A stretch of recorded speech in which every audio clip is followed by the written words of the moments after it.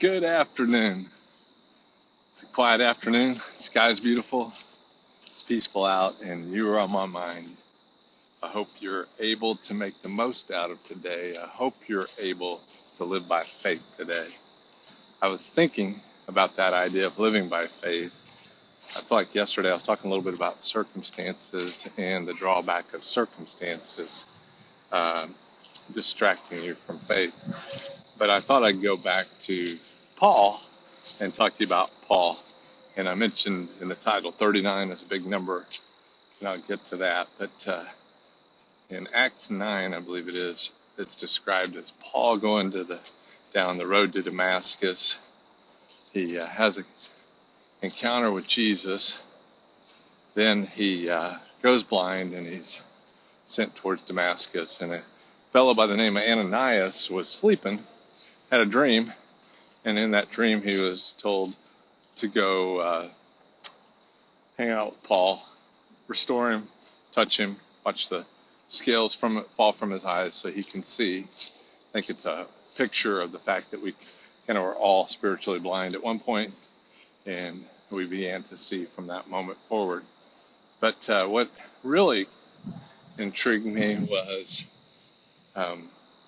what God was telling Paul right then, at the very moment that he was going to follow Jesus. He was pointing out right there in Acts 9 how much Paul must suffer for the gospel. And the gospel is really this, is that Christ is life. He lives in you.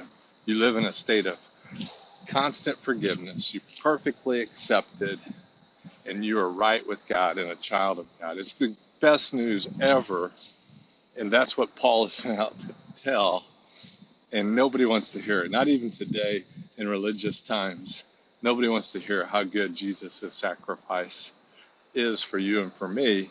And consequently, those who will tell people the truth about Jesus, the fact that you live in a state of forgiveness, the fact that you're holy and righteous, the fact that you're perfect in God's eyes, and that you are completely acceptable to Him, that causes religious people a lot of anger and frustration, and they'll tell you things like that's positional truth and it's not real truth. But those are the things that was going on.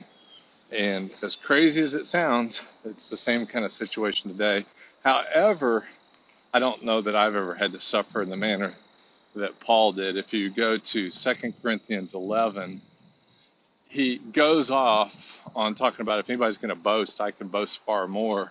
And what he was boasting about, and he wasn't really saying it to get attention. He's just saying if you want to boast about something, boast how you've suffered for the cause of Jesus.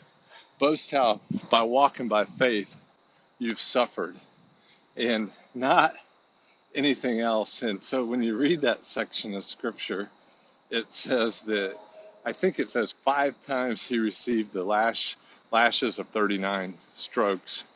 And the best I understand is in Deuteronomy, it says the most that you can hit somebody or flog them is 40 times.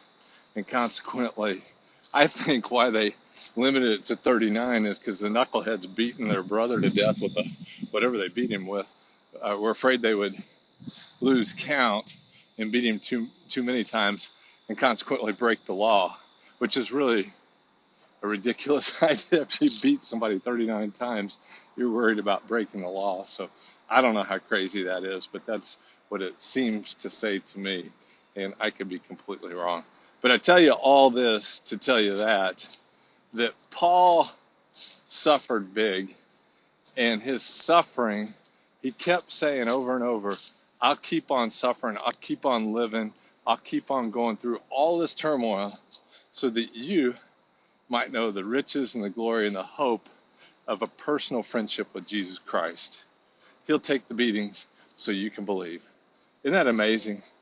It's unbelievable.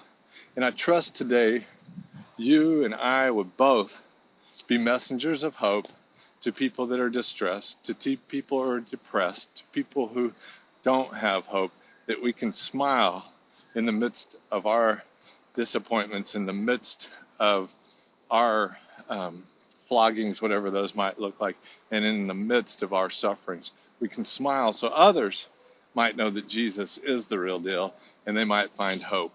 That's what I hope for you today. Have a great one, and I hope to see you soon.